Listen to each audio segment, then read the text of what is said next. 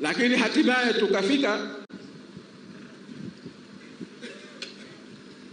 yote tuliwasilisha, lakini hatimaye tukakubaliana na wenzetu mambo 7. Tukisema na wenzetu ni pamoja na wazee wetu waliosimamia jambo hili, kwamba jamani, mambo 7 haya tukienda tukayafanyia kazi kwa udhati, haya yatatuvusha. Tukienda kuyafanyia kazi kwa udhati, haya yatatuvusha.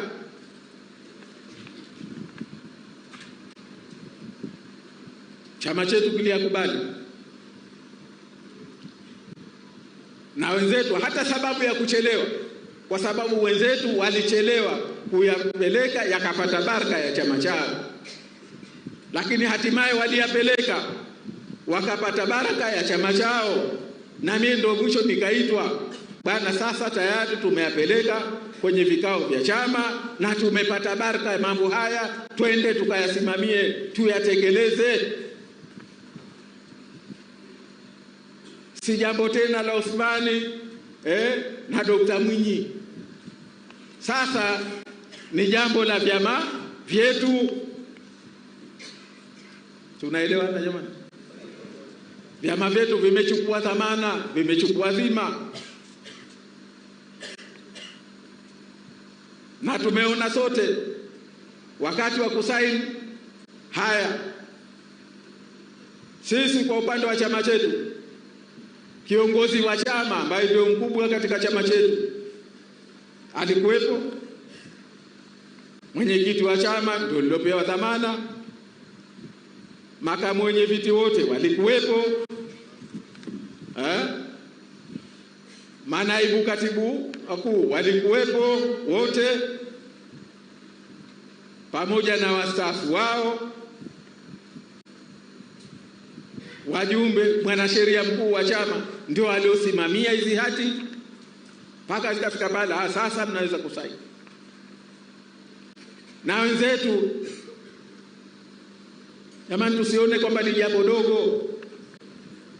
Kuanzia mwenyekiti wao na rais wa Jamhuri ya Muungano na amiri jeshi mkuu, kaacha kazi zake zote kaja kwenye hili. Hamkumwona? Maana yake nini? Mimi ndio bana nikasema, ukiambiwa sikiliza na usemwa, lakini sikiliza kwa makini zaidi yasiyo semwa.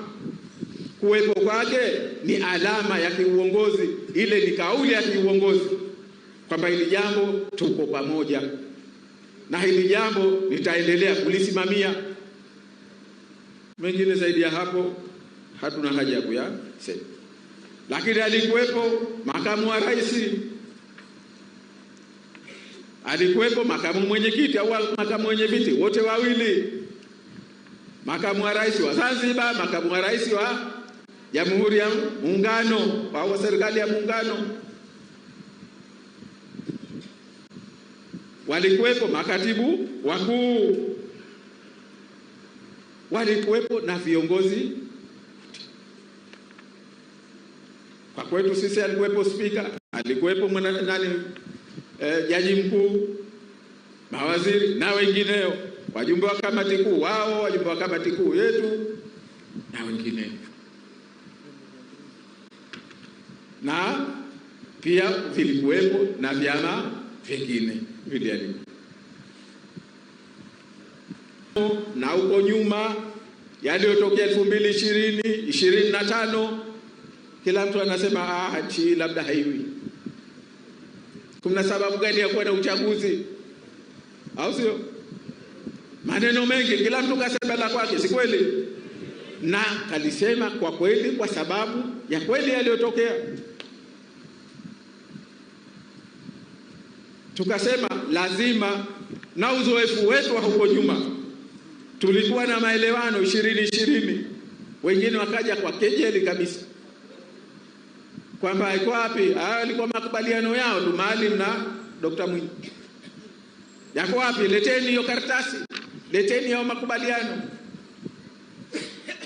Hata haya mliwasikia, maana wanaropokaji wazuri kweli kweli hao jamaa. walisema hivyo hivyo, yako wapi?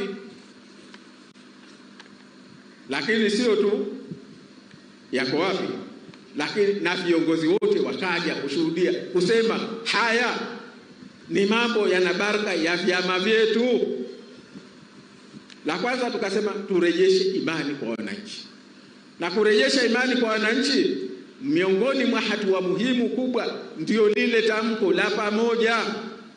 Tukawaambie wananchi kwamba jamaa, tunachukua ahadi mbele yenu, mbele ya dunia, kwamba haya ni ya kwetu pamoja, tunaamini haya tatuvusha, na haya tunakwenda kuyatekeleza.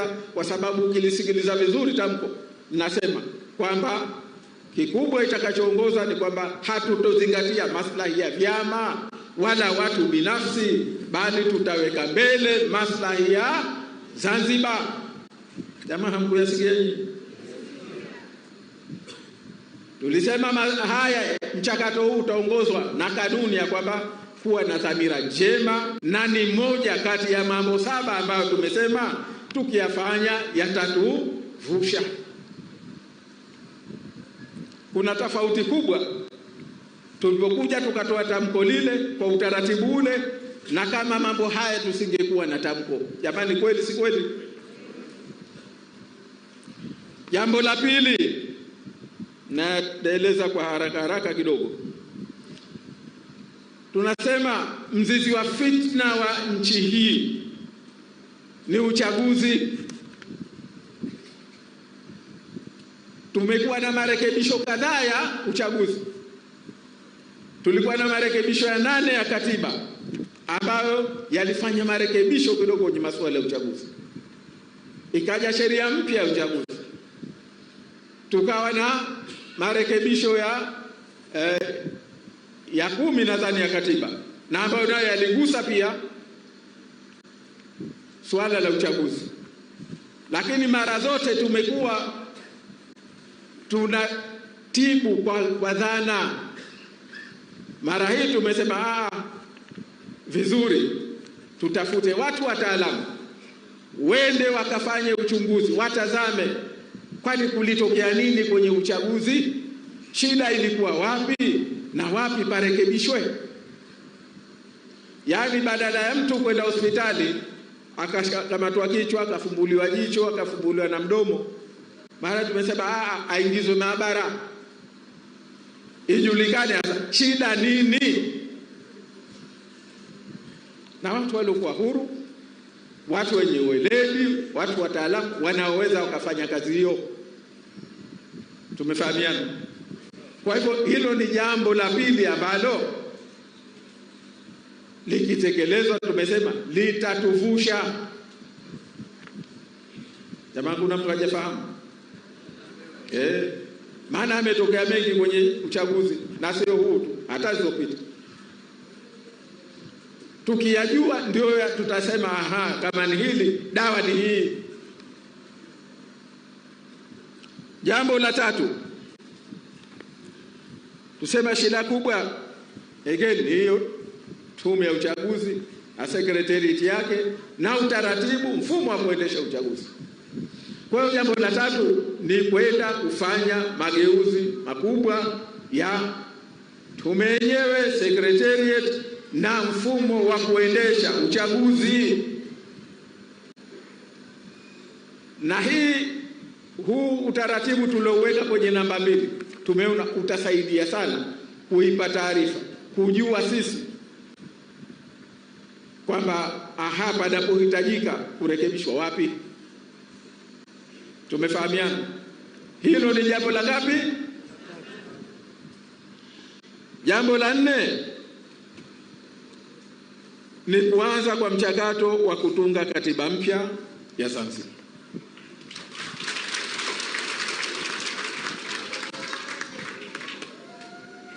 Ndugu zangu, mkataba baina ya wananchi na waliojipa au waliona serikali, waliopewa serikali, wanatakiwa waendeshe nchi kwa mujibu wa katiba. Ndio maana wakiapa wanashika msahafu lakini wanaapa kuilinda katiba ya nchi.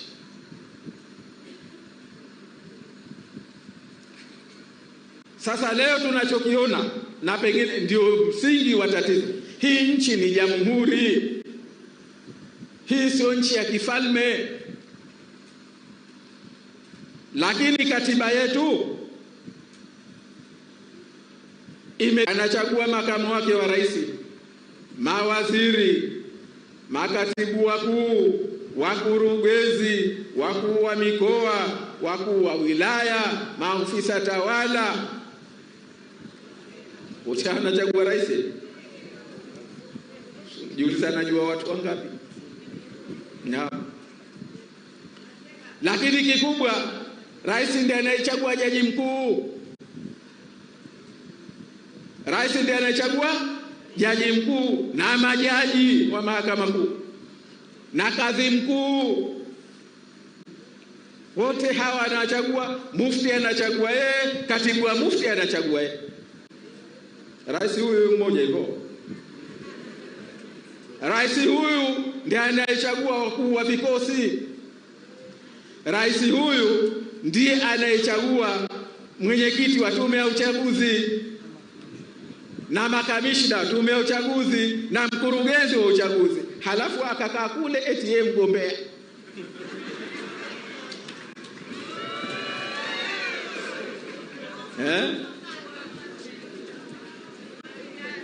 Anamchagua tena anayetaka yeye,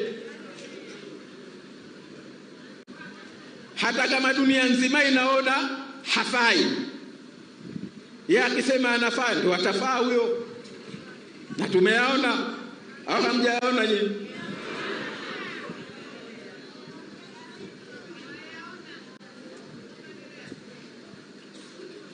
Sasa tunasema utaratibu haiwezekani. Maanake mnaona hata kwenye kuendesha mechi ya mpira tu hakuna timu inayochagua refa, au sio? Sasa leo kwenye kuchagua kiongozi wa nchi katika utaratibu wa ushindani, mgombea mchezaji yeye ndio pia anayechagua marefa. Ndio maana wakati mwingine unapata marefa unasema hao na ugonjwa gani? Maana marefa sio tu kwamba anafumbia macho. Refa mwingine kwenda akachukua ule mpira akautia golini, halafu akapiga firimbi, pende katikati bwana, goli hilo. Si ndio yanapotokea nchini kwetu? Tumefika hapo kwa sababu ya ufalme uliomo ndani ya katiba aliyotengenezewa rais wa nchi hii. Wengine hawatufahamu nyinyi vipi? Sasa hapo patakuwa na uchaguzi kweli? Kwa baundo anakwenda anachagua, tena hakuna utaratibu uliokuwa wazi. Hakuna chombo cha kwenda kusema utaratibu huyu si ana ila hii, hakuna. Sasa hiyo katiba yenyewe ndio katiba yetu, lakini ina mushkeli hasa katika ulimwengu huu uliokuwa wakati tunapokwenda binadamu tunapungua imani. Chini ya katiba hii rais ndiye anayechagua mdhibiti na mkaguzi mkuu wa hesabu za serikali na mambo mengine mengi. Maana ni kama nchi hii ni ya mtu mmoja. Hii nchi ni ya watu kuchagua. Kwa hivyo haya yanaondoa leo uwajibikaji. Nchi hii una tume ambayo unaambiwa ikishakuamua ndio ishaamua, haihojiwi na mtu yoyote. Hata kwake akiamua mama anaweza kusema lakini akichagua la mtu eti kwenye kuweka uongozi wa taifa, uongozi wa nchi, hana kumhoji. Lakini kwake anaweza kuhojiwa. Akiwa mahakamani huyu akifanya uamuzi, unaweza ukaenda ukakata rufaa. Lakini eti kwenye kuchagua uongozi wa nchi akishakutangaza, hata ukimpelekea hoja ambazo hana majibu, anasema ndio nishaamua. Nimekuwa kama mnadawa wete ya usio na marehemu almarhum Salim bin Nasr usio kwamba yeye katoa bei kubwa, lakini kapewa waliopewa, kabarikiwa waliotoa bei ndogo usio. Kwa nini? Tumeshaamua, au sivyo? Kwa hivyo na sisi tunachosema, hatuwezi kwenda hivi. Twende na mfumo na katiba ambayo itatuletea ustaarabu katika kuendesha nchi hii. Ni nchi ya watu, na kuna mengi kwenye katiba ambayo ama hayakuelezwa au hayamo.